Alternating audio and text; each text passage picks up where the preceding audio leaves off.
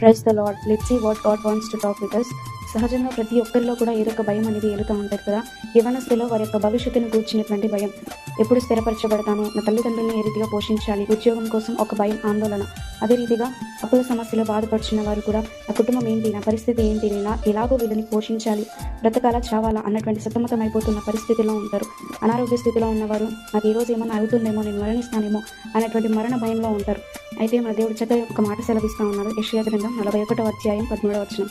ఈ దేవుడైన యెహోవానగు నేను భయపడకము, నేను నీకు సహాయం చేసేదానని చెప్పుచు నీ కుడి చేతిని పట్టుకొని ఉన్నాను. ఇక్కడ దేవుడు మనకి చక్కటి మాట, ఆదరించే మాట సెలవిస్తున్నాడు. డు నాట్ ఫియర్, దేనికి కూడా భయపడద్దు.